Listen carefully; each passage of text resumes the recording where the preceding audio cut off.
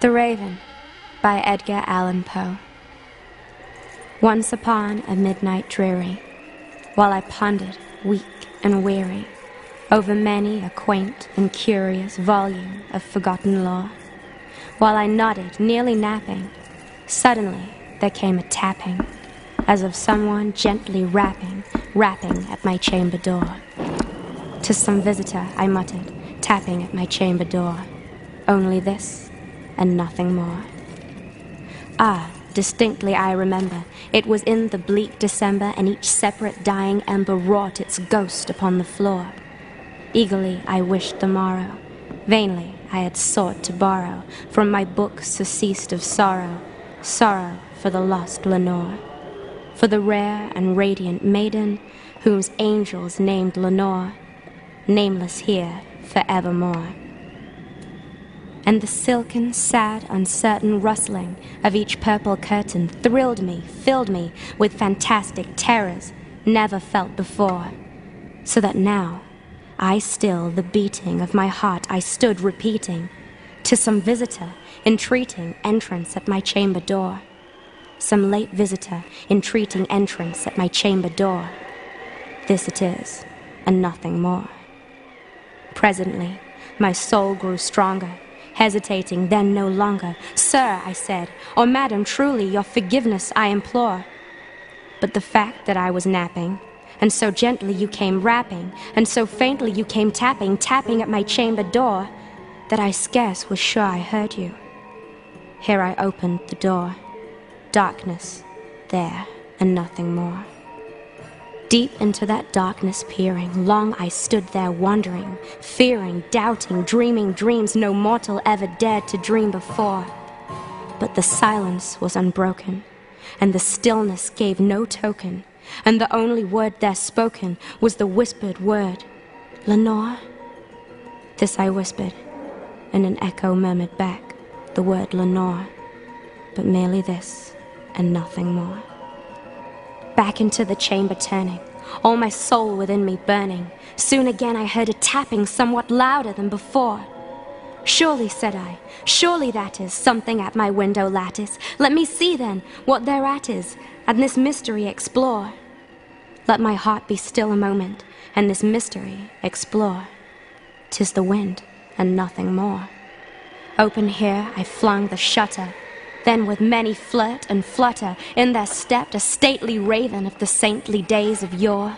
Not the least obeisance made he, not a minute stopped or stayed he, but with mien of lord or lady perched above my chamber door, perched upon a bust of Pallas, just above my chamber door, perched and sat, and nothing more.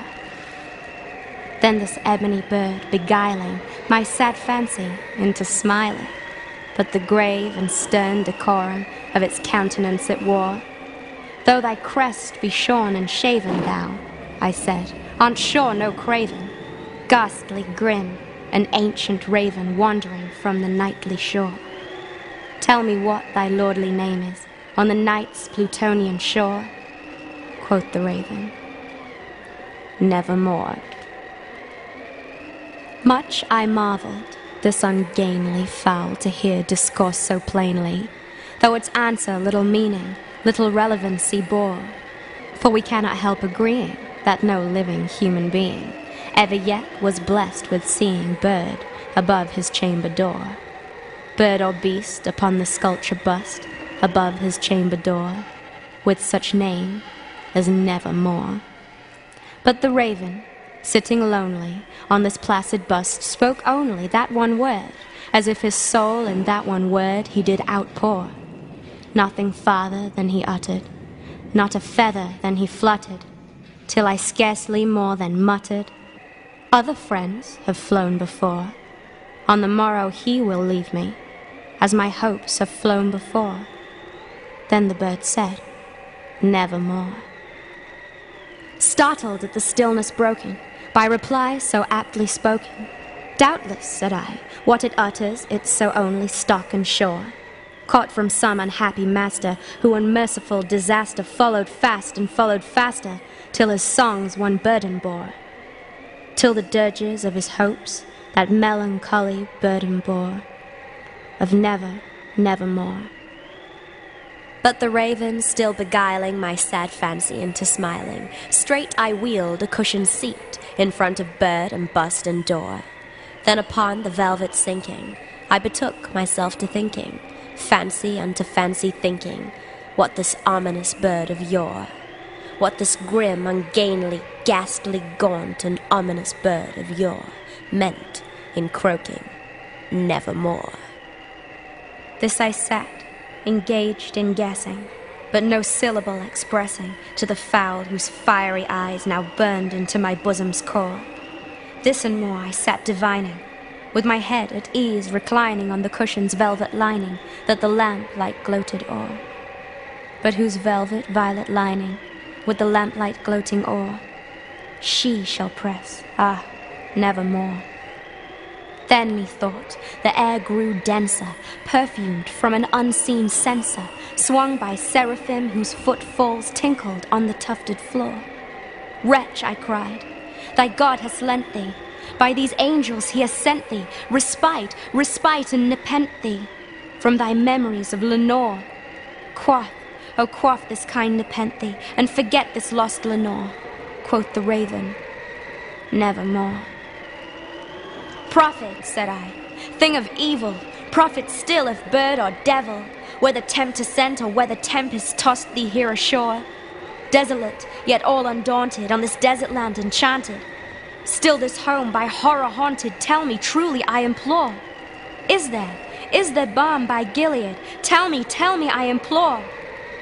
Quoth the raven, nevermore. Prophet, said I, thing of evil, prophet still if bird or devil, by that heaven that bends above us, by that God we both adore, tell this soul with sorrow laden, within the distant Aidenn it shall clasp a sainted maiden, who the angels name Lenore. Clasp a rare and radiant maiden, who the angels name Lenore. Quoth the raven, nevermore. Be that word our sign of parting, bird or fiend, I shrieked upstarting. Get thee back into the tempest and the night's Plutonian shore. Leave no black plume as a token of that lie thy soul hath spoken. Leave my loneliness unbroken. Quit that bust above my door. Take thy beak from out my heart, and take thy form from off my door. Quoth the raven, nevermore. And the raven, never flitting, still is sitting on that pallid bust of Pallas just above my chamber door. And his eyes have all the seeming of a demon that is dreaming, and the lamplight o'er him streaming throws his shadow on the floor.